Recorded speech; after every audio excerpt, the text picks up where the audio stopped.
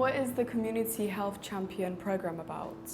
This is something that has grown from the pandemic, and we have talked to local people about their experience with the pandemic and also their ideas about how things could be done differently and better in the future. They've come up with some really good ideas, and I hope you enjoy the film. During the pandemic, we realised that there was a lot of need. People were feeling really anxious about all the information they were receiving.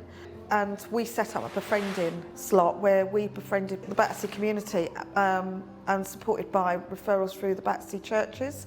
A lot of people were shocked, they didn't know what to do, and there was a lot of panic. They didn't know how long it was going to last. It was difficult because we couldn't be with our loved ones and friends, family. I was locked down with 6 of my children as a single mum, and my routine got thrown completely out the window. It was really scary because I didn't really want to get it. Everyone went from like being outside, going to school every day, and suddenly you're just like sitting in your house and you have like nothing to do. I was at uni, and during that time I especially shut off, especially with all the other news that was happening in the world. I was getting super consumed by it. A lot of people don't know what to believe in the media, and you get a lot of conversations to your neighbours and people in the community, and sometimes the influence from what's going around in the community can kind of rival what's happening in the media. But when you speak to people you know and you trust, and those people are educated, and then you're in a better place. And then it was the endless changes in communication and advice and information that we were getting. And it came very suddenly as well, because it went from being like, oh, there's a new virus somewhere in Asia, and now, don't talk to anyone, stay in your house, make sure you're always sanitized. And travelling, and what was open and what wasn't open, and when it was open. I think there was a huge lack of clarity. With all the open space that they have here in the community, there could be daily sessions for certain people with children. I have a special needs child, and they really didn't understand what was going on, and it was a battle every day. What they needed was someone to come on their kiddie channels to explain what COVID was about. Obvious mental health issues are going to develop over the stress and pressure that has occurred over the last couple of years. And there are spaces on this estate where counselling could occur so that people don't have to travel so far.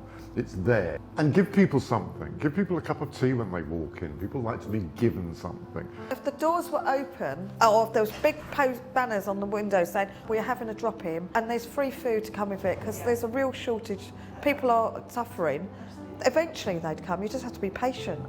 I missed my GCSEs. I was the first year of people who didn't know what was happening with their exams. So it was a very confusing time because we didn't know what was going to happen with our grades. We didn't know what was going to happen next year. It was quite difficult, especially for online learning, because a lot of my class is quite not best behaved, so I didn't really get much learning. And then I moved on to another school, which made it even more difficult because I was in this transition phase where I hadn't met anyone from the new school. Trying to do homeschooling and going back to that again when I haven't been in school for over 15 years was quite a hardship.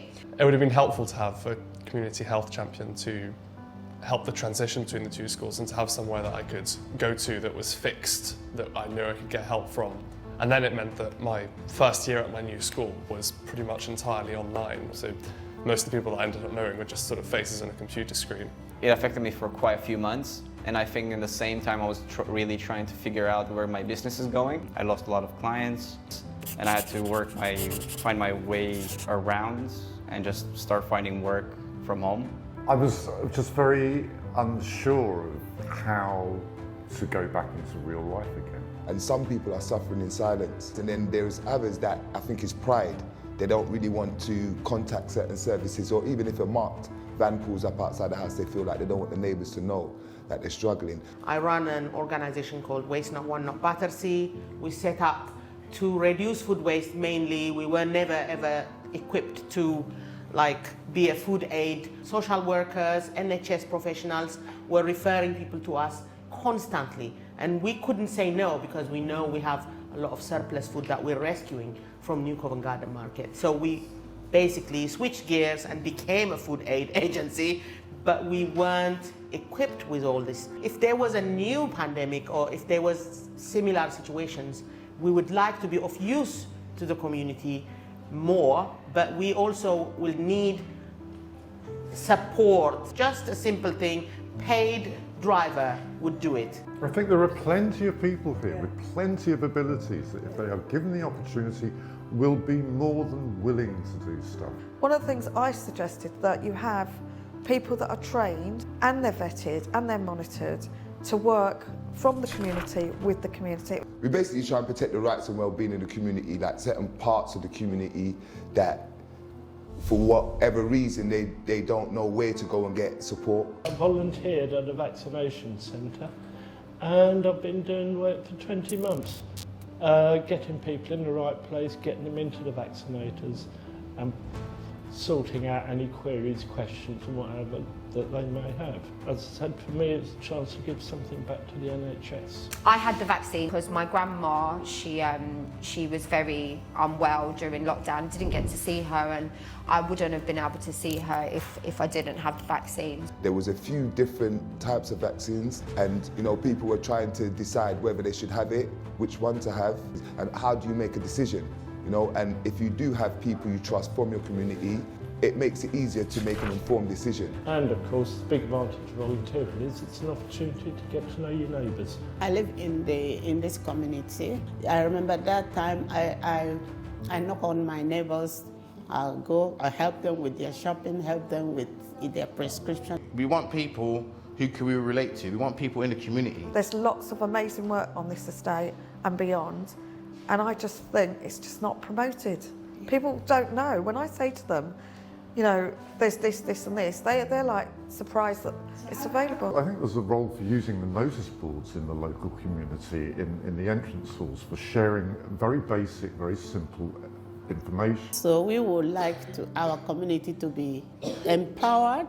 To have local people who know local people, helping local people, I think that's perfect. I would like to also encourage other people to be health champions. We could all feed off of each other and work together to really make living a better place. Let us have more support.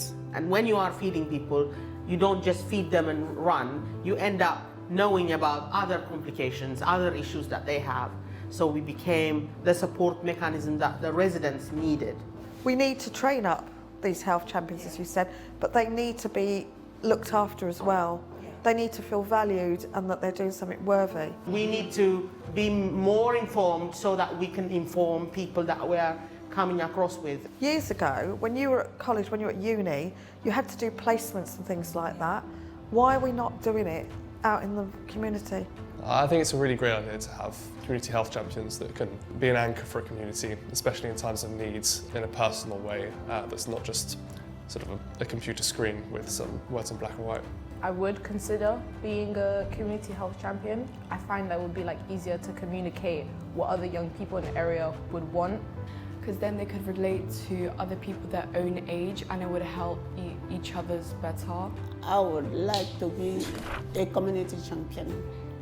How we will support you. Once you are a health champion, we will provide you with more information about mentoring, training opportunities, the support network, education on specific topics, notification and engagement of local events and activities, how it works. You can sign up to be a community health champion. You give us feedback and let us know what is working. You receive the latest information on health and well-being. Together we can make sure you have all the right information and support to be healthy.